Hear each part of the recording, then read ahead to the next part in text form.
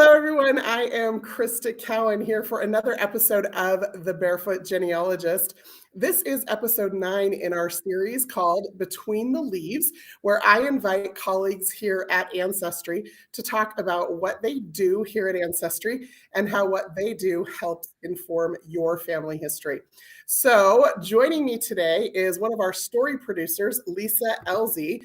While I bring you on, I'll tell you a little bit about her. Hi, Lisa. Hi. Lisa has worked with me here at Ancestry for a little over 10 years now. And for all of those 10 years, Lisa, I think we've sat next to or pretty near each other, right? Yes, I'm pretty lucky. I get to sit next to the Barefoot Genealogist. As am I, for sure. Lisa, you have a really great path into family history. Before we talk about that, though, why don't you go ahead and tell everybody what it is you do here? As you said, I am a story producer at Ancestry, which some people might wonder what that is. It's a combination job, really. It's a super unique kind of thing. I'm a genealogist. I'm a storyteller. I'm a spokesperson. I'm a producer. I'm all the things wrapped up in one that help us tell stories to our customers, whether it's through media, through a television show, through a print article, through as a little snap YouTube video, lots of different ways of telling stories. I help find those stories, help craft them into a story format, depending on how long our format is, and then help the directors, producers, and production companies put those in a format that they can then translate onto a media format. Love it. So you do have a little bit of a unique background, both into family history as well as some of your other educational and occupational experiences. Why don't you share a little bit about that? Yeah. In fact, people say, how did you get this job? And I said, it's a really unique path. It's not one that is super traditional. My education is in theater. I have a Bachelor of Arts in theater with an English minor in creative writing. So my professional occupation before Ancestry was in production. So I've been a professional production stage manager for over 20 years, which some people might not know what that is, but essentially you're in charge of putting shows together, running shows, combining production elements, communication, all of those things. But I was an acting emphasis before that, so I was really schooled in telling stories. So at the end of the day, I'm storytelling at Ancestry the same way that I was storytelling on stage or in kind of production. And then I'm writing too. I do a lot of writing here at Ancestry, writing scripts, helping edit scripts, writing story from the information that I find. So my creative writing background has also been really helpful with that. So family history was my passion that I was doing from a very young age. So combined my passion with my training and education, and that's how I came to be at Ancestry. Yeah, you are for sure the perfect person for the role that you are in. And isn't that just delightful? Like, I feel the same way about my job here when your training and your passion come together in your profession and you're able to do that and get paid for it. I know. I have the best job. I sincerely love my job here. Yeah, that's so great. Okay, well, so for the purposes of our audience, and it looks like we've got several dozen people who've joined us live and people who will be watching this on the replay. In this series, what we've been talking about is kind of some behind the scenes at Ancestry, but specifically how what we do here can help people in their own family history journeys of discovery. And so in the last episode, we talked to Jen Utley, who's your boss, a little bit more about kind of the story production focus on programming. So television shows and how much time it takes.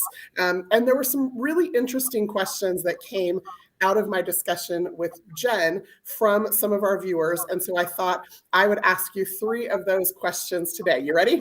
Yes, fire away. So Mari asks this. She says, she was told a lot of stories by her grandmother and her aunt, but she hasn't been able to find anything to validate those stories. So my question to you, based on, kind of Mari's concern here, is how do you prove or disprove stories you've been told in order to continue to feel confident passing those stories along? That's a good question. I think we all have those little treasure trove of stories from Aunt so-and-so or Grandma so-and-so that are up in the attic somewhere. I think the first thing to do is to first capture those stories, right? So make sure you've captured whatever it is you've been told. in some digitized format, typing them out or recording them. If they're still alive, it would be amazing to have them tell the story, a video recording or an audio recording. So first capture the story.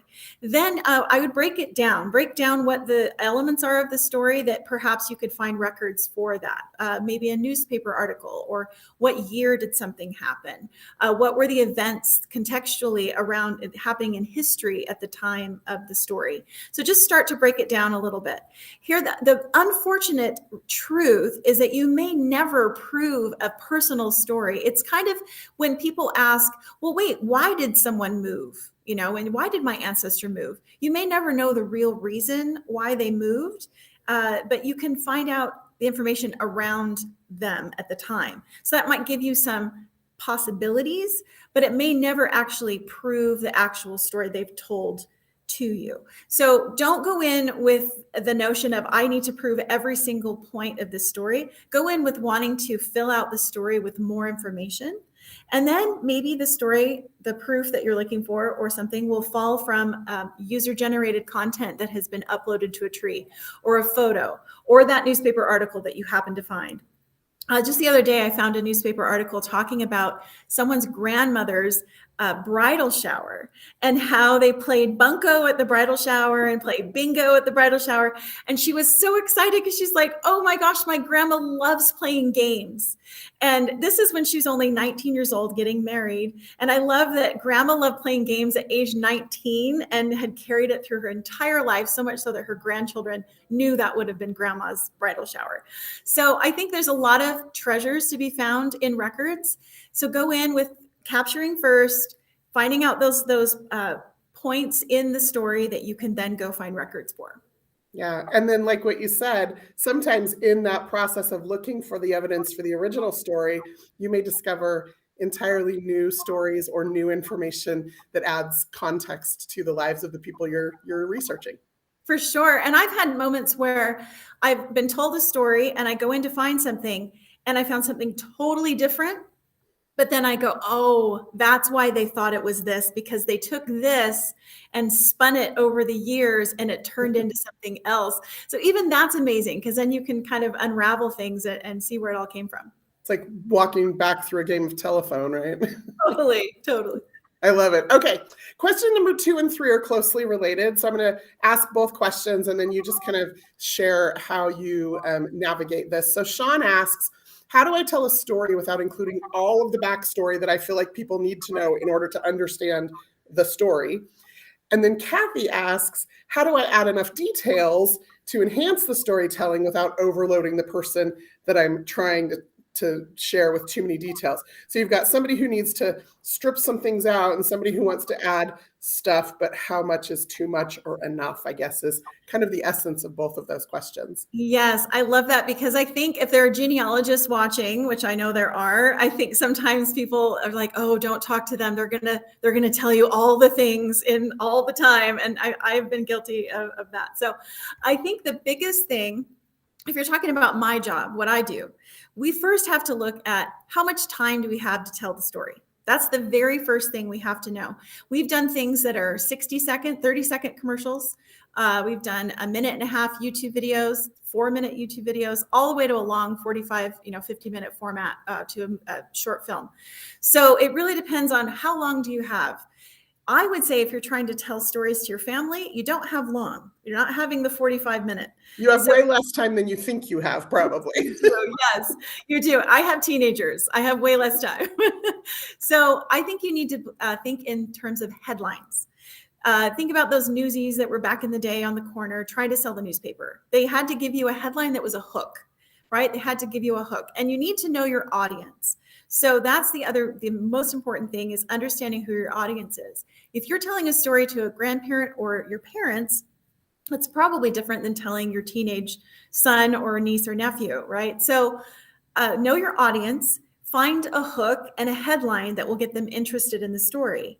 Then I think the next layer down would be bullet points. Don't give them the headline and then give them the 3-page synopsis. Think bullet points. What are some bullet points that I want to talk about in this story? I did have a story that I found years ago. It was a man that was interested in finding out more about his grandfather because his grandfather had died when this man's own father was a child. So all the stories about the grandfather were pretty lost. So I dug in and I found all of this information. It was so rich. It was Oregon Trail, Oregon State Hospital, prohibition, a fire on a boat. I mean, there's so many things. But I knew that if I'm presenting this story to the family, that I couldn't just fire hose them with all this information because they just would, that's great. There would be no emotional connection, emotional response. So I think of it as episodes, featuring little episodes of information. So I just shared with them the first thing. Did you know that your grandfather was arrested during Prohibition for making moonshine in his house? It was taken to jail in 1915, and he filled out his draft card while in jail. And it says right next to his signature, county jail. And I found these newspaper articles and shared, but that's all I gave them. That was the only thing I gave them at that moment. And they were so interested and they couldn't believe it. And they had this response. So then the next time, the next episode, so to speak, I could say, remember that grandpa in jail? Guess what else I found? So it's leaving them wanting for more. If you tell the whole thing, it's not going to leave them wanting for more later. So think in bullet points, think in a hook and headlines, and know your audience. Love that. And it's interesting because when you tell the whole story all at once, not only do you sometimes lose their attention, but I think that may be the origin of where a lot of these stories get conflated, right? Because you're giving them too much information. They can't hold it in the segment that it was intended, and they tend to conflate details. And so then in their retelling of that story 20 years later to their kids, they're going to mix up or jumble up those details. So that episodic, that's great advice. Absolutely. I saw it happen at my own family reunion. I had told a story like 5 years ago at our last family reunion about the family. And they were bringing it up this last year and going, oh yeah, that one thing with the guy and the place. Like they couldn't remember all of the things. And so we just mix things up really easily. So getting it documented, written down, don't give it to them all at once. Find a ways to think of it as, you're dripping them. This is kind of like streaming nowadays, right? We have a show that streams once a week and not binge it all at once, but think once a week kind of episodic. Well, and your reunion story brings up another concept, which is we have to also be willing to retell the same stories. One of my favorite things as a child was asking my grandma, tell me again the story about how you met grandpa, or tell me again the story of, when I was born, or tell me again, like I want to hear, tell me again, because she didn't give me too much. So I know when she tells it again, I'm going to be able to consume it. But it also means each time in the retelling, I'm remembering as the hearer additional details of that story so that I keep it straight. So there's some real benefit to that as well. For sure. And I mean, with my job, we're telling stories visually, usually. It's a visual retelling. I think audibly is important, having an oral tradition, as you said, writing it down, having a written tradition, having all of these different ways that the stories can be passed down and told. And visual, we have a very visual young generation coming up. So finding ways to document photos and videos and things like that in your family tree, I think is really helpful. Yeah, absolutely. So yeah, I encourage everyone. The Ancestry mobile app actually has some tools from one of the top photo processing apps out on the market, PhotoMine. Ancestry partnered with them last year. And so you can use your mobile phone or your tablet with the Ancestry app to scan or take pictures of pictures or documents or other family artifacts and upload those directly to your tree. There's some image enhancement tools available there, and then you can record the story of the thing, the photo, the document, the artifact directly in your tree and attach it to the people that it pertains to. Again, to Lisa's point, think episodically. Don't write paragraphs and paragraphs. How can you make a headline and then maybe some bullet points about that thing, just enough to get people interested? So certainly you can do that in the Ancestry app. Well, Lisa, thank you so much for joining us today. I do have one last question for you, which is, and I ask this of all my guests, what is your favorite thing about working here at Ancestry? That's a hard question. I was a customer at Ancestry long before I worked here. So I love that now I am able to bring stories and connect people with my job and my passion, and helping people find their families, discover more about their families, and healing happens with that. And I have observed that over and over and over. Beautiful connections, beautiful healing, the fact that I'm able to tell these stories and create these moments that really do change people's lives and help them in their lives. It's such rewarding work, and I'm so grateful to be here. Well, we are very lucky, both as fellow colleagues here at Ancestry, to have you working with us, but also our customers are very lucky to have you working here, whether they know that or not. So thank you for joining me today and sharing a little bit more about what you do here at Ancestry. You're welcome. Thanks. Well, that was Lisa Elzy. She is a story producer here at Ancestry, and a lot of the stories that you see told by Ancestry have Lisa's fingerprints all over them, whether you have known it or not. So if you remember our Declaration Descendants commercial, or some of the films, the Railroad Ties film, the Lost Letters of Hawkins Wilson film, several of the commercials and other campaigns, Lisa and Jen and their team, they have their fingerprints all over those. So that is how we do storytelling here at Ancestry. I have seen a couple of questions come by in the chat, so let me just answer those. The PhotoMine tools that are built into the Ancestry app are free. So PhotoMine has its own app.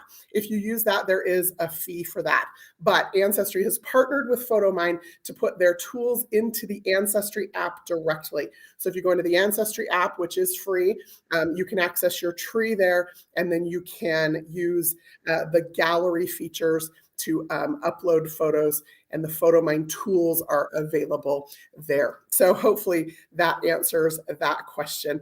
I'm not seeing any others, so I will just invite you, if you're interested. One of the visual storytelling things that I am using for my own family this year is, we're calling it family frames. Basically, I bought a digital picture frame for each household in my family, about 6 of us, 6 households. And I'm sharing out episodic stories with visual elements, and I have been sharing some of those over in my Instagram stories. So if you'd like to follow along this year as I do that, you can find me on Instagram at Crista Cowan. Well, that is all I have prepared for you today. Next Tuesday, I will be over on the Ancestry Facebook page live, and then 2 weeks from today, I'll be back here on YouTube live. Until next time, I'm Crista Cowan. Have fun climbing your family tree.